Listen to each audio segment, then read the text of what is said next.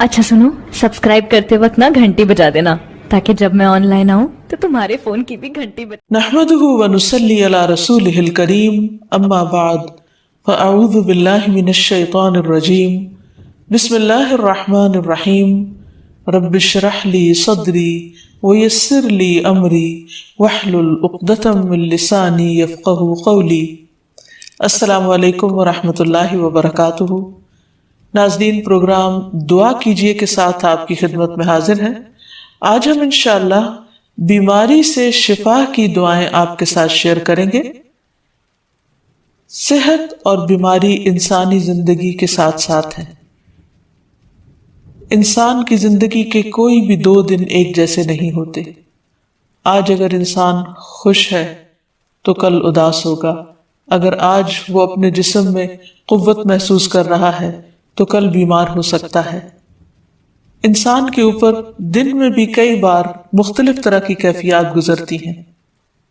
कभी इंसान रूहानी तौर पर, जज्बाती तौर पर बीमार होता है और कभी इंसान जिस्मानी तौर पर बीमार हो जाता है।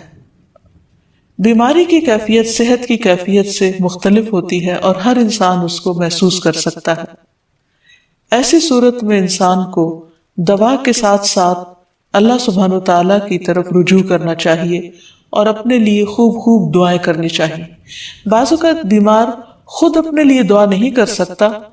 तो बीमार की इयादत करने वाले और बीमार को देखने वाले उसके दोस्त, रिश्तेदार, अजीज, अक़रबा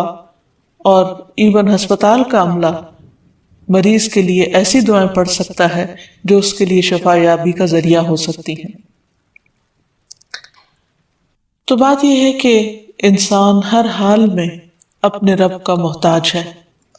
और उसे अपनी हर जरूरत के लिए अपने रब की तरफ रुजू करना चाहिए और खुसूसन कबूलियत के मौके पर। रात का पिछला पहर इसके लिए बहुत मुनासिब है, जब अल्लाह सुब्हानो ताला बंदों को पुकारते हैं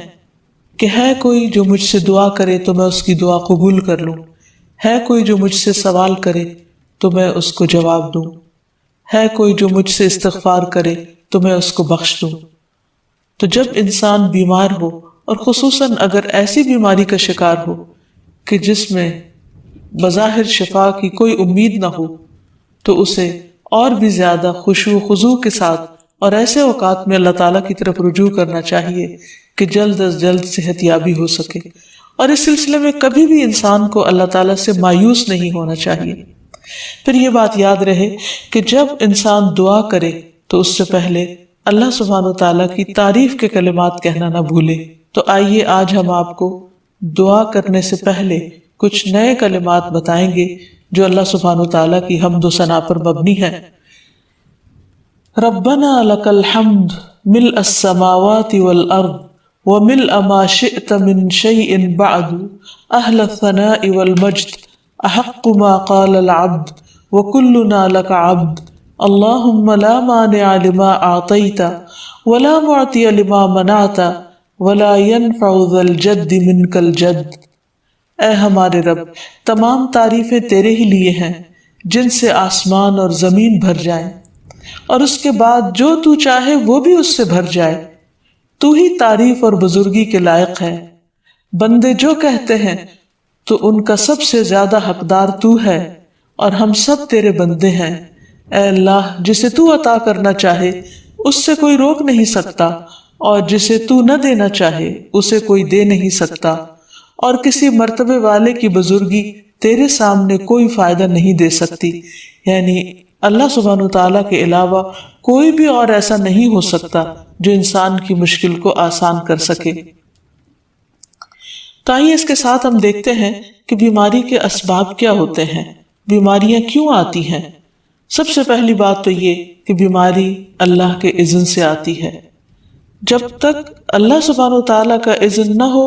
इंसान पर कोई किसी किस्म की मुश्किल आ नहीं सकती। कुरान मजीद में आता है मा असाब मिन मुसीबतिन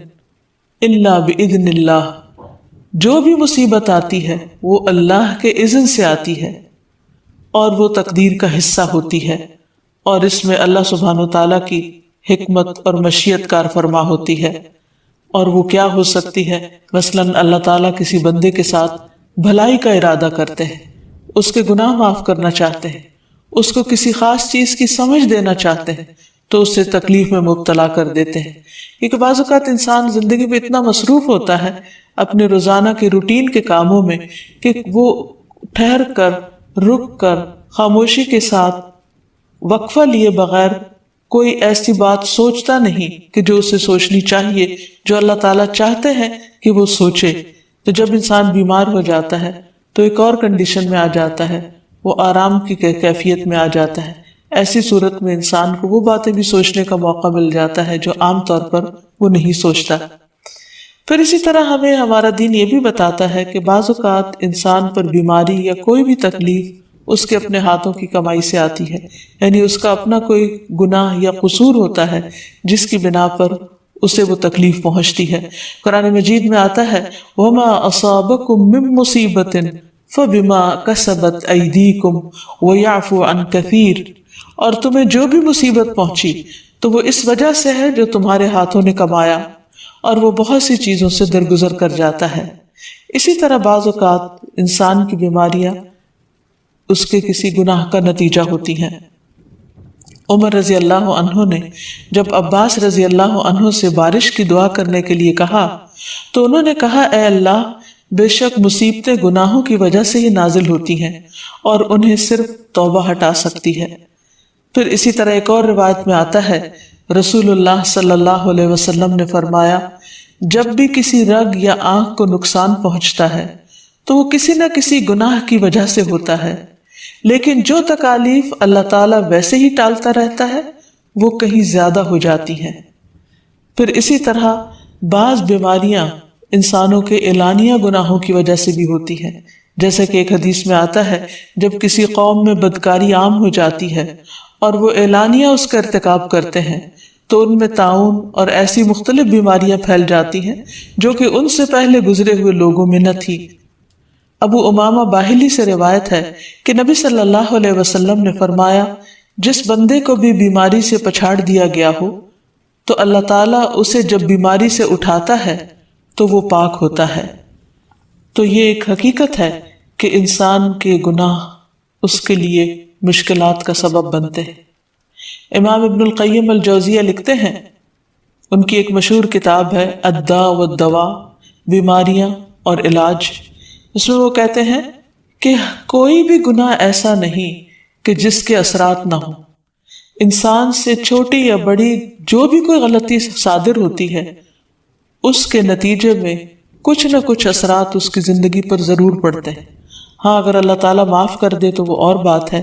ورنہ ہر گناہ کی ایک تاثیر ہوتی ہے، اور ان تاثیرات میں سے ایک چیز یہ ہے کہ انسان مختلف قسم کی بیماریوں میں مبتلا ہو جاتا ہے۔ اسی لیے ہم دیکھتے ہیں کہ جب انسان بیماری میں مبتلا ہوتا ہے تو اللہ تعالیٰ اس بیماری کو اس کے گناہوں کا کفارہ بنا دیتے ہیں۔ جیسے حدیث میں آتا ہے کہ جس مسلمان کو کانٹا چبھے یا اس سے زیادہ کوئی تکلیف پہنچتی ہے تو اللہ تعالیٰ اس کے ذریعے اس کے گناہوں کو اس طرح دور کر دیتا ہے جس طرح درخت سے اس کے پتے جھڑتے ہیں۔ تو اس سے ہمیں یہ پتہ چلتا ہے کہ بیماریوں کے آنے کے مختلف اسباب ہوتے ہیں۔ بیماری بہرحال جس بھی وجہ سے آئے، لیکن اصل چیز دیکھنے کی یہ ہے کہ مومن کا رویہ کیا ہے۔ مومن کو اگر کوئی کانٹا بھی چبھتا ہے تو وہ اس پر صبر کرتا ہے۔ اس لیے بیماری یا تکلیف کے آنے پر انسان کو اللہ سے راضی رہنا چاہیے، شکوہ نہیں کرنا چاہیے، کیونکہ جو اللہ سے راضی ہو جاتا ہے کسی آزمائش پر، اللہ تعالیٰ بھی اس سے راضی ہو جاتا ہے۔ پھر اسی طرح اللہ تعالیٰ کا شکر ادا کرنا چاہیے، کیونکہ بیماری اس سے زیادہ شدید بھی ہو سکتی تھی۔ لہٰذا انسان کو اللہ تعالیٰ جس حال میں رکھے انسان اس پر شکر گزار رہے۔ پھر یہ کہ انسان کسی بھی بیماری میں کسی بھی قسم کی ہو اور زندگی کے کسی بھی حصے میں ہو، اس میں مایوس نہ ہو، پر امید رہے کہ بیماری دور ہو جائے گی۔ پھر اسی طرح اگر بیماری طول پکڑ جائے تو انسان کو گھبرانا نہیں چاہیے، کیونکہ ہر گزرنے والا لمحہ انسان کے درجات میں اضافے کا سبب بنتا ہے اور اس کے گناہ مسلسل جھڑتے چلے جاتے ہیں، حتیٰ کہ انسان بالکل پاک صاف ہو جاتا ہے۔ پھر اسی طرح انسان کو بیماری کی حالت میں دوسروں سے شکوے شکایات نہیں کرنے چاہیے، کیونکہ بیماری اللہ کے اذن سے آتی ہے، اور جب انسان ہر ایک کے آگے رونا رونے لگتا ہے تو گویا وہ اللہ تعالیٰ کا شکوہ کر رہا ہوتا ہے، جو چیز اللہ تعالیٰ کو پسند نہیں۔ پھر اسی طرح منہ سے برے الفاظ نہیں نکالنے چاہیے، بیماریوں کو کوسنا نہیں چاہیے، اور پھر ایسے الفاظ نہیں ادا کرنے چاہیے کہ مجھے لگتا ہے کہ اس بیماری میں میری زندگی چلی جائے گی، یا یہ کہ کسی مریض کی عیادت کے لیے جا کر اس کو اس قسم کی بات نہیں کرنی چاہیے، خواہ کتنی ہی خطرناک بیماری کیوں نہ ہو، ہمیشہ اسے امید دلانے چاہیے، کیونکہ مایوسی کے الفاظ اور برے بھلے اور منفی قسم کی باتیں اللہ تعالیٰ کو پسند نہیں، اور انسان ویسے بھی جیسے سوچتا ہے پھر اس کے ایکشن اس کے مطابق ہونے لگتے ہیں۔ اب یہ ہے کہ انسان بیماری میں دوا ضرور کرے، کیونکہ حدیث میں آتا ہے کہ اللہ تعالیٰ نے کوئی بیماری ایسی نہیں اتاری جس کے لیے دوا نہ اتاری ہو۔ ہاں، جسے معلوم ہو اسے معلوم ہوتا ہے، اور جسے نہیں معلوم ہوتا اسے نہیں معلوم ہوتا۔ بعض اوقات اللہ تعالیٰ ڈاکٹر کے دل میں ڈال دیتا ہے اور اس کا علاج اس کو سمجھ میں آ جاتا ہے، اور بعض اوقات وہ بیماری لا علاج ہوتی ہے، حالانکہ اس کا علاج موجود ہوتا ہے مگر کسی کو بھی علاج سمجھ میں نہیں آتا۔ بہرحال نوعیت کچھ بھی ہو تو علاج ضرور کراتے رہنا چاہیے، اور کبھی مایوس نہیں ہونا چاہیے کہ اس بیماری کا علاج ہو نہیں سکتا۔ نہیں، ایک کے بعد ایک کوشش انسان کرتا رہے، اور جب اللہ کا اذن ہوگا بیماری دور ہو جائے گی۔ اور اس کے ساتھ ساتھ انسان یہ بھی یقین رکھے کہ شفا اللہ کے ہاتھ میں ہے، کسی ڈاکٹر کے ہاتھ میں نہیں، کسی انسان کے ہاتھ میں نہیں، کیونکہ جب تک اللہ کا اذن نہ ہو شفا نہیں ہو سکتی، خواہ کوئی کتنا بھی بڑا ڈاکٹر کیوں نہ ہو۔ اسی لیے نبی صلی اللہ علیہ وسلم کی دعاؤں کے آخر میں آتا ہے کہ لا شفا الا شفا، کوئی شفا نہیں مگر تیری ہی شفا، یعنی جو اللہ سبحانہ وتعالیٰ اپنے بندے کو شفا عطا کرے۔ پھر اسی طرح یہ ہے کہ حضرت ابراہیم علیہ السلام نے اللہ سبحانہ وتعالیٰ کے بارے میں فرمایا تھا کہ وَإِذَا مَرِضْتُ فَهُوَ يَشْفِينِ، کہ جب میں بیمار ہوتا ہوں تو وہی مجھے شفا دیتا ہے، یعنی اللہ تعالیٰ ہی اس بیماری کو دور کرتا ہے۔ اسی طرح ایک اور روایت سے بھی پتہ چلتا ہے کہ شفا دراصل اللہ سبحانہ وتعالیٰ کے ہاتھ میں ہے۔ حضرت عائشہ سے مروی ہے کہ رسول اللہ صلی اللہ علیہ وسلم دم کیا کرتے تھے اور یہ دعا پڑھتے تھے، امسح البأس رب الناس بیدک الشفاء لا یکشف الکرب الا انت، اے لوگوں کے رب تکلیف کو دور کر دے، تیرے ہی ہاتھ میں شفا ہے، تیرے سوا اس کو دور کرنے والا اور کوئی بھی نہیں۔ پھر اسی طرح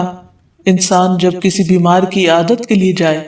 تو اس پر بھی دعا پڑھے اور اس کے لیے دعا کرے۔ رسول اللہ صلی اللہ علیہ وسلم نے فرمایا،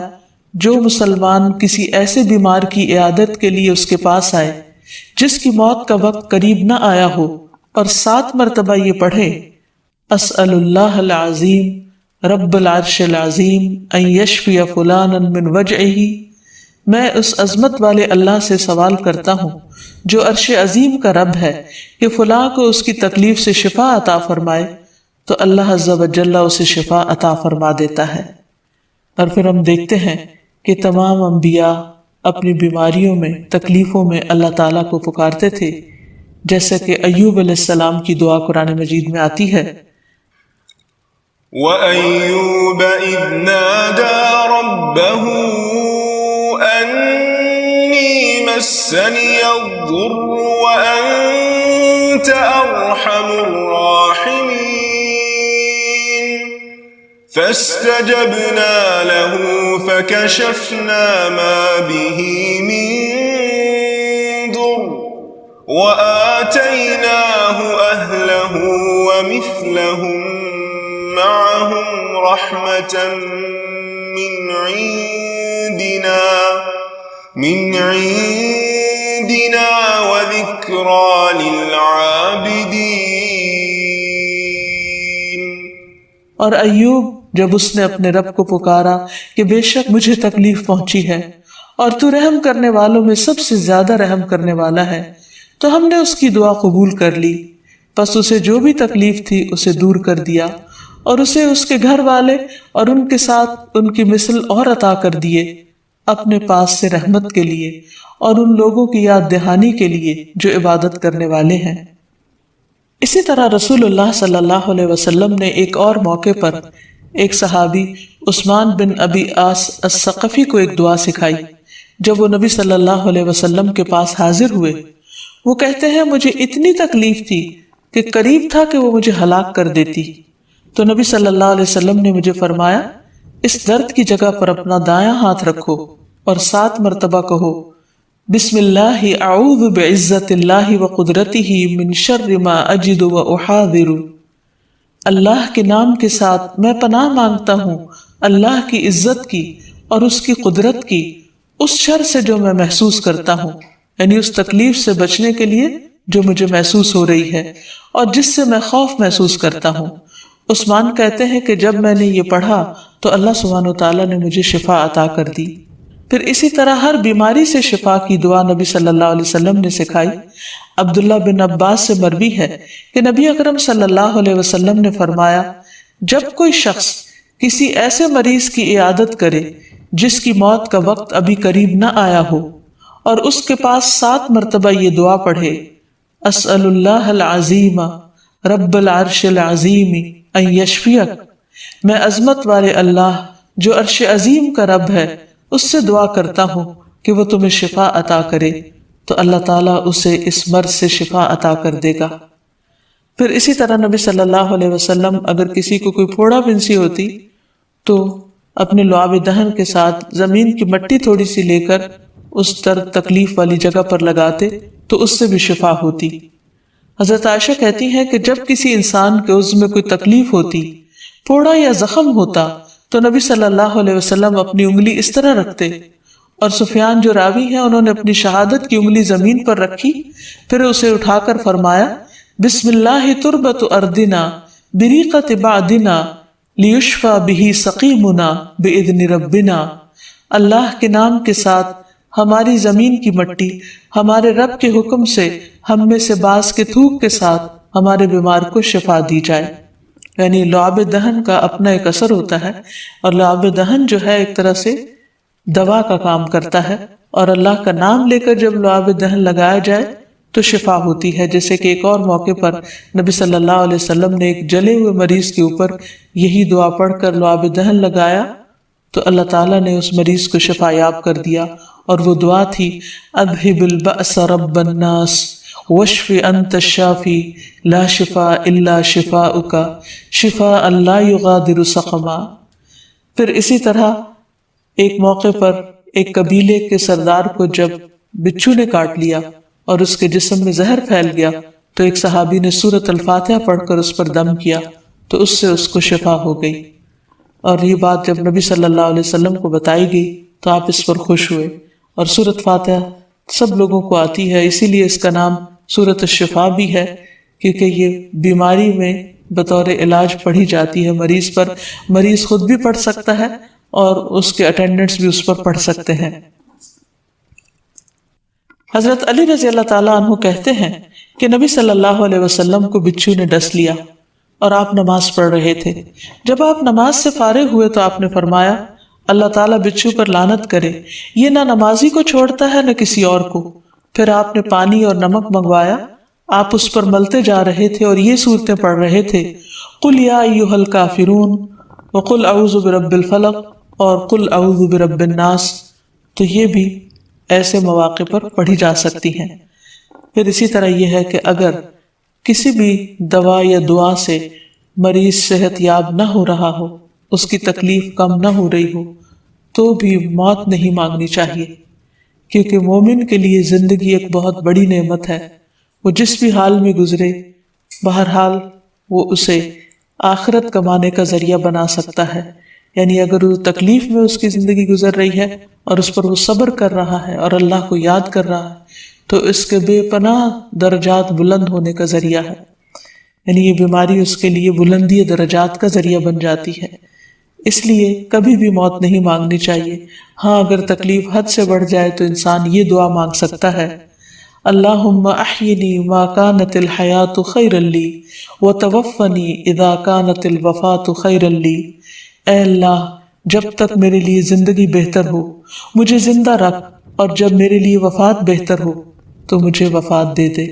تو اللہ تعالیٰ سے دعا ہے کہ اللہ تعالیٰ تمام بیماروں کو صحت اور شفا عطا فرمائے، اور ہمیں بیماری اور آزمائش کے موقع پر اپنی طرف رجوع کرنے کی توفیق دے، اور ہر طرح کے شرک اور ایسے کاموں سے بچائے جو اس کو ناراض کرنے والے۔ وآخر دعوانا ان الحمد للہ رب العالمین۔